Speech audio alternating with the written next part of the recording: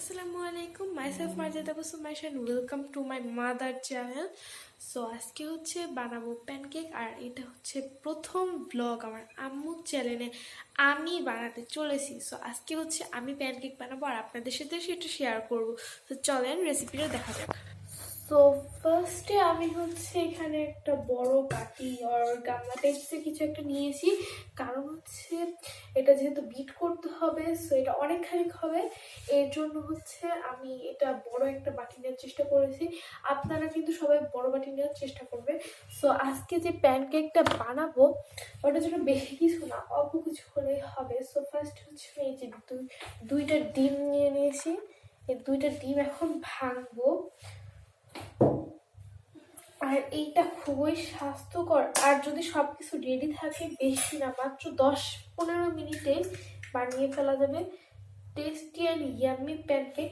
এটা হচ্ছে, তো এইখানে হচ্ছে আমি চিনিটা ঢালার জন্য এই একটা কাপ ব্যবহার করব, যাতে একটা পরিমাপ হয় চিনিটা কতটুকু দিব। সো আমি হচ্ছে এই কাপে 1 কাপ চিনি দিব, বেশি মিষ্টি করব না, আবার বেশি যে কম মিষ্টি হবে ওইটাও করবো না। আপনাদের যদি কম মিষ্টি ভালো লাগে আপনারা কম মিষ্টি করবেন, আর যদি বেশি মিষ্টি ভালো লাগে বেশি মিষ্টি দিবেন। আমার হচ্ছে নর্মাল মিডিয়াম, আমরা ওরকম মিষ্টি খাই না, এর জন্য হচ্ছে ওরকম মিষ্টি দিব না, জাস্ট নর্মালি মিডিয়াম রাখবো।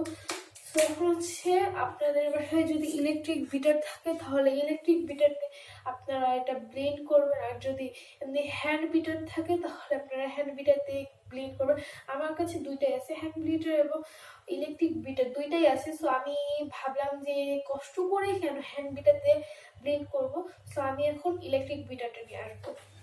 সো আমি এখানে ইলেকট্রিক বিটার নিয়ে চলে এসেছি। এখন হচ্ছে আমি এটা বিট করব, আর খেয়াল রাখতে হবে এই ব্যাটারটা যেন বেশি ফোমি না হয়, আবার বেশি পাতলা যেন না হয়। আপনাদেরকে দেখিয়ে দেবো কালারটা কেমন আসছে। এখন আমি বিট করবো।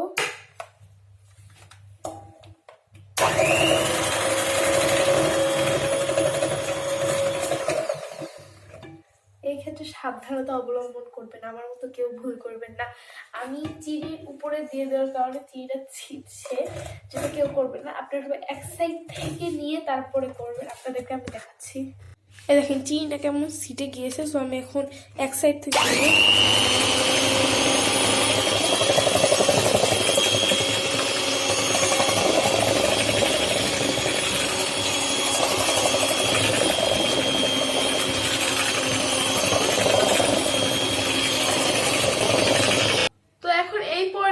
আমি ভ্যানিলা লাইসেন্স দিয়ে নিব। এক্ষেত্রে আপনাদের কাছে যদি ভ্যানিলা লাইসেন্স না থাকে তাহলে আপনারা লেবুর রসও দিতে পারেন। অল্প সামান্য দিব, বেশি দিব না। এখন আবার ব্লেন্ড করব। তো এখন আমি এই পর্যায়ে এখানে 1 কাপ পরিমাণ দুধ আছে, এই দুধটা ঢেলে দিব এখানে। এখন আবার ব্লেন্ড করব।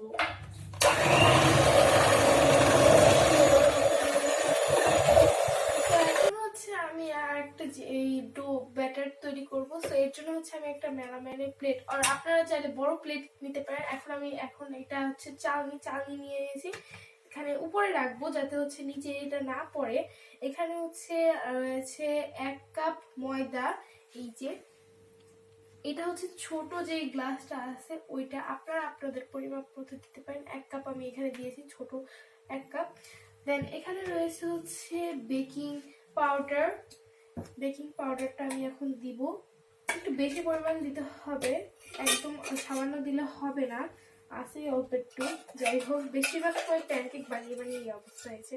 সো আমি এতটুকু পরিমাণ বেকিং পাউডার দিয়ে দিচ্ছি। আর এখন আমি লবণ দিয়ে দিব খুব সামান্য পরিমাণে,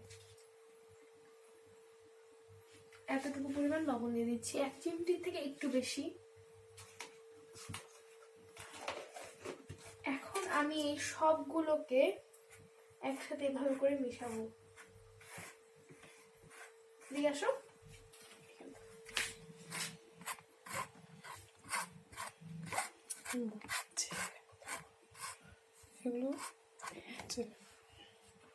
এগুলো চেলে নিব এখন। আর এখানে ভালোভাবেই হয়ে যাবে, কারণ এখানে এটা চালা লাগছে, কারণ এখানে কখনো কখনো গুঁড়া গুঁড়া থেকে যায়, এর জন্য এটা চালছি যাতে কোনো সমস্যা না হয় আর গুঁড়া গুঁড়া না থাকে, একদম ফ্রেশটা হয়। এখন আমার এই যেটা চেলেছি যে ডোটা, ওইটা এখন আমি এই ভিতরে অল্প অল্প করে দিয়ে দিব, বেশি দেওয়া যাবে না, তাহলে একেবারে বেশি মোটা হয়ে যাবে। অল্প অল্প করে আমি এখানে দিয়ে দেন আমি ব্লেন্ড করে নেব, তাহলে আমি এটা ব্লেন্ড করে নেব।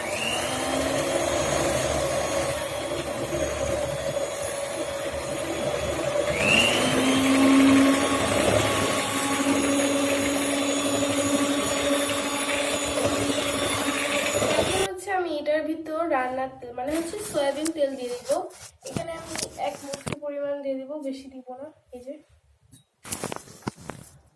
এখন আমি এটাকে আবারও ব্লেন্ড করব। তো এখন আমি নিয়ে নিয়েছি একটা ছোট্ট ফ্রাই প্যান, বেশি বড় না, বেশি বড় সাইজে নিলাম না, এটা ননস্টিক ফ্রাই প্যান। এখন আমি এটাকে চুলার উপর দিয়ে জ্বালিয়ে নিব, আর এখানে অল্প একটু তেল ব্রাশ করে দিব, তেল বেশি দেওয়া যাবে না, অল্প একটু তেল ব্রাশ।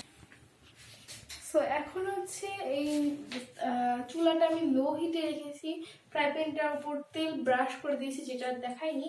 সো এখন হচ্ছে আমি এই যে ব্যাটারটা আছে, এইটা কিন্তু বেশি পাতলাও হওয়া চলবে না, বেশি মোটাও হওয়া চলবে না। বেশি পাতলা হলে তার ভিতরে ময়দা দিয়ে দিতে হবে, আর বেশি মোটা হলে তার ভিতরে একটু দুধ, মানে মোটা বলতে বেশি ঘন হলে এর ভিতরে দুধ অ্যাড করে দিতে হবে। সো এখানে আমি এইভাবে করে অল্প একটু যে ডালের চামচ আছে ওইটাই নিয়ে নিয়েছি।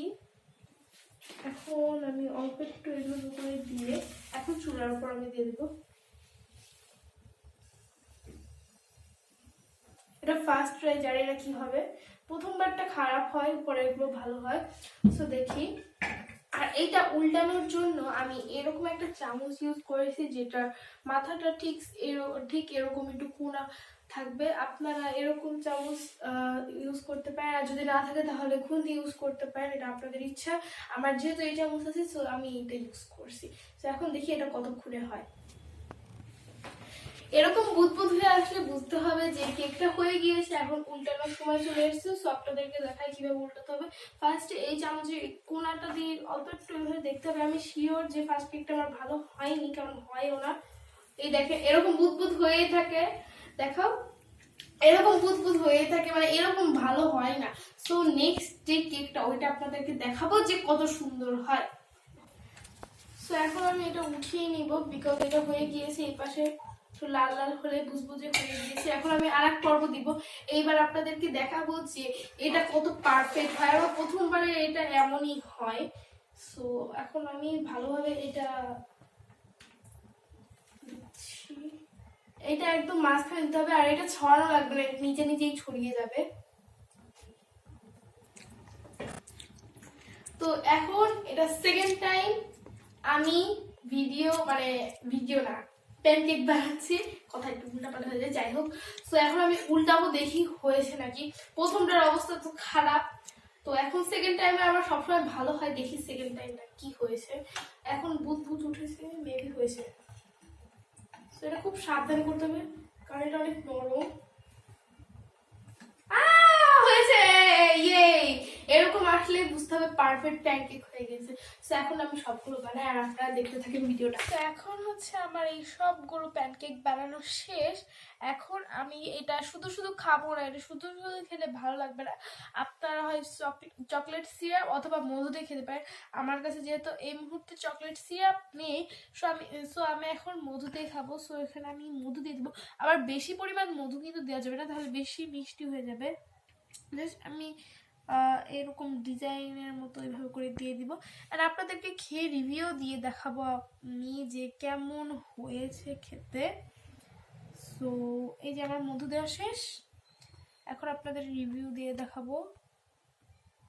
আমি ছোট একটা নেই।